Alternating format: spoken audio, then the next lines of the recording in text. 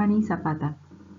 Han pasado más de 27 años desde que Mauricio Díaz-Canseco fundó la primera tienda en Jesús María en abril de 1993. Rústica se inicia así como uno de los restaurantes, bares más importantes del Perú y que gracias a su dedicación y empeño logró contar con más de 40 locales en Lima y en provincia.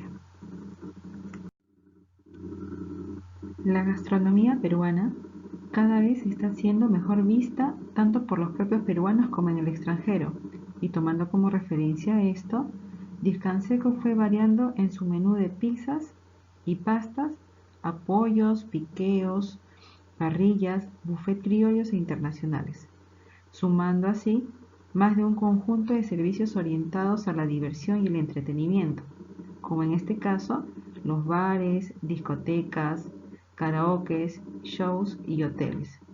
Así llevando este tipo de entretenimiento no solo a los distritos de Miraflores o San Isidro, sino a todos los distritos de Lima y por supuesto también en provincia, como el ejemplo del restaurante y hotel en Tarapoto.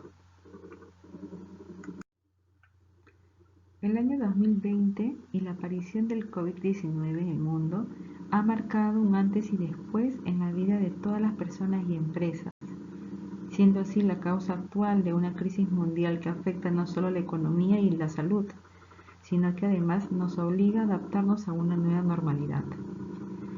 Teniendo en cuenta este complicado panorama, muchas empresas demuestran cómo la reinvención es el mejor aliado para hacerle frente a una crisis, tal como lo dio a conocer Mauricio Díaz-Canseco. La intención no solo es hacerle frente al virus, sino además no permitir que más peruanos se queden sin empleo durante este estado de emergencia. Aquí te mostramos cómo la creatividad de los peruanos puede hacer frente a cualquier tipo de situación. Es así como Mauricio Díaz-Canseco decide aperturar su primer market, cambiando sus karaokes, sus discotecas por almacenes en el cual tendrán productos de primera necesidad.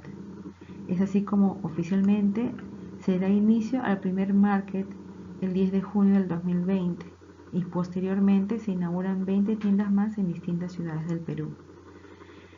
El objetivo de Mauricio Díaz-Canseco es no permitir que más peruanos se queden sin empleos, y eso se está consiguiendo, como se puede ver en las imágenes y en las siguientes explicaciones. Mi nombre es María de Los Ángeles Salvador Quispe. En medio de la crisis económica generada por la pandemia de coronavirus, muchos negocios han visto esta situación como una oportunidad para reinventarse. Es por esta razón que la cadena de restaurantes Rústica dará un giro y ha previsto convertirse en minimarkets a nivel nacional. El dueño de Rústica, Mauricio Díaz-Canseco, indicó: "Nos hemos estado preparando para poder ofrecerte un servicio con calidad y seguridad que tu salud merece. Hemos implementado los protocolos y medidas de salubridad dadas por el gobierno para cuidar de ti y nuestros colaboradores", señala la cadena de restaurante Rústica en un comunicado. Como bien sabemos, las empresas en general están pasando por una crisis en todo ámbito.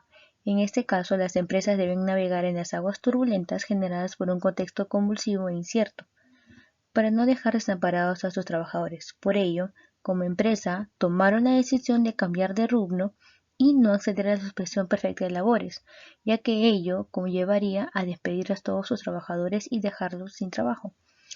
En los últimos días hemos visto decisiones poco éticas en algunas empresas aprovechando la situación, y no me refiero a facilitar productos y servicios concretos o buscar la oportunidad. Me refiero a engaños, a manipulaciones que nos tocan o a subidas de precio injustificadas.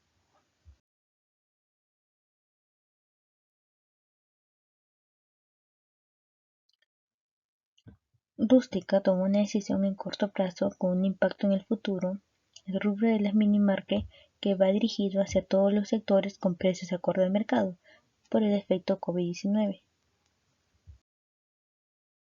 Por último, la cadena de restaurantes Rústica inició sus operaciones como delivery y recojo en sus locales, tras haber obtenido la aprobación del gobierno al cumplir con las medidas sanitarias para prevenir contagios de coronavirus COVID-19 en el marco de la reactivación económica en el país.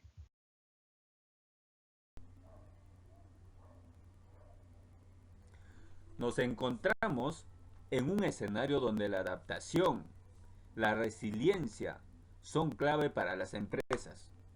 Ahora más que nunca es necesario que se reinventen, que lleven sus productos al e-commerce y que rompan el paradigma del presencialismo, fomentando una cultura de orientación a resultados para que puedan sacarle provecho al trabajo remoto. La población clama hoy por ética, está pidiendo eso, pero también está exigiendo políticas económicas con rostro humano que estén guiadas por valores éticos.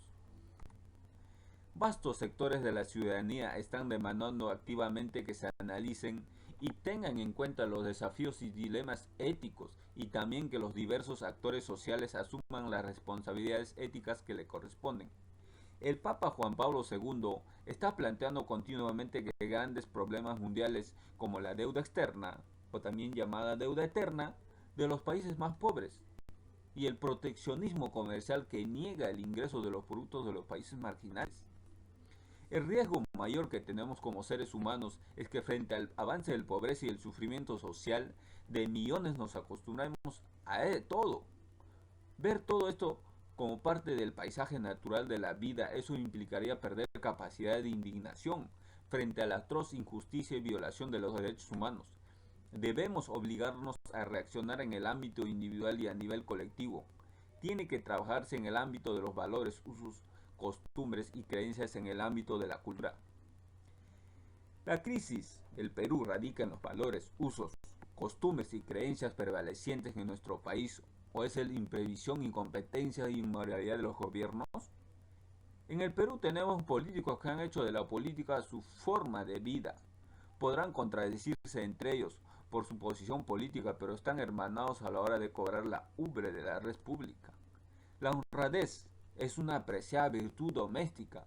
El Estado, en cambio, es un sitio al que se va a robar. No existe una continuidad entre la moral pública y la privada. El discurso dice que los jóvenes deben tener plenas oportunidades de integrarse al mercado laboral, pero la realidad es que la tasa de desocupación juvenil dobla las elevadas tasas de desocupación promedio general. Indican que solicitarles responsabilidad social a los empresarios es una irresponsabilidad, ya que ellos no pueden entregarse a valores supremos, porque el objetivo de sus negocios es maximizar ganancias y lo que ellos poseen no es por una deuda con la sociedad, sino por su riesgo personal. La responsabilidad social empresarial es una exigencia injusta, ya que las ganancias es moral, no porque eleve el nivel de vida de todos, sino porque el empresario tiene el derecho a vivir para sí mismo. En la Escuela de Negocios de Harvard existe el curso de ética, pero solo como curso opcional. Igualmente en la Escuela de Negocios de Stanford tiene un programa similar. Un alumno definió su clase de ética como ir a la iglesia los domingos. La Escuela de Negocios y Administración Pública de la Universidad George Washington posee una materia opcional sobre el razonamiento moral. La Universidad Michigan requiere solamente que sus estudiantes tomen sus clases en una semana. Hace unos años atrás en Lima se ha realizado la tercera edición de lo mejor del management, con la asistencia de la mayoría de decanos y de directores de escuelas de posgrado. Se desarrolló un congreso, 4 seminarios internacionales y 72 conferencias magistrales dictadas por representantes de empresas de tecnología, consultorías, escuelas de negocios y universidades más prestigiosas del país. En ningún caso el tema fue la ética de los negocios.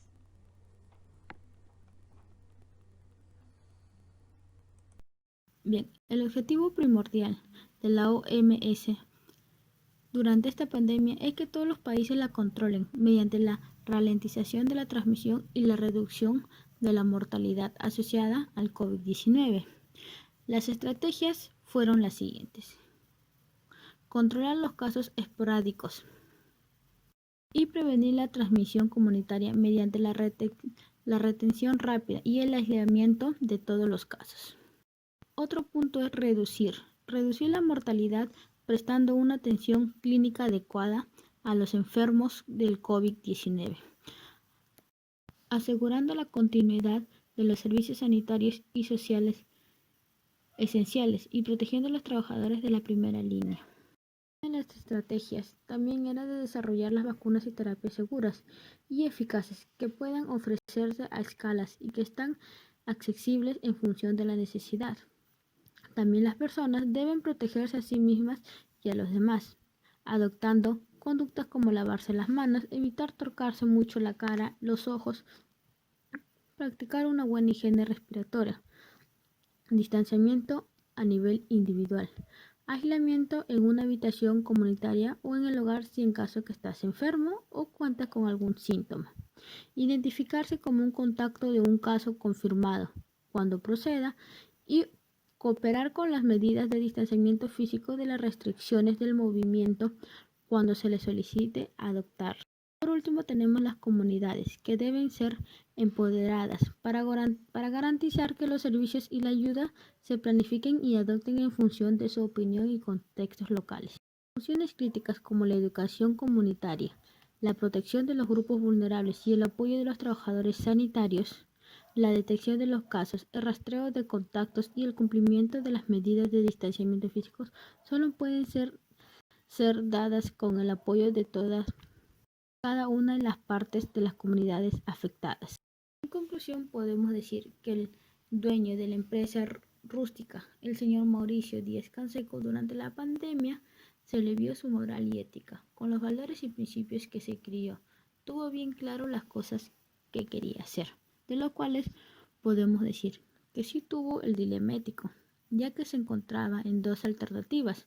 Una de ellas era cerrar todos sus locales, ya que no podían funcionar por la coyuntura que estábamos viviendo.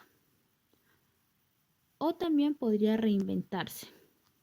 También podemos concluir que el señor Mauricio Díaz-Canseco sí tuvo el razonamiento moral, ya que analizó las dos alternativas antes mencionadas y de acuerdo a sus creencias, costumbres, valores, escogió para él las más acertadas, que era reinventarse con todos sus trabajadores y así no dejar sin empleo a todos. ¿Sí? También podemos concluir que sí tuvo una ética profesional, ya que tuvo lealtad, compromiso con todos sus trabajadores. Y bueno, para finalizar, podemos decir que el señor Mauricio Díaz-Canseco también es un representante de ser un líder. ¿Por qué? Porque como se dice, un líder no abandona, está hasta las últimas, como dice un dicho, no deja que el barco se hunda y la lucha. Y la luchó no solo él, sino la luchó con todos sus trabajadores juntos.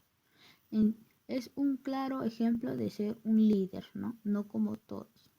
Gracias.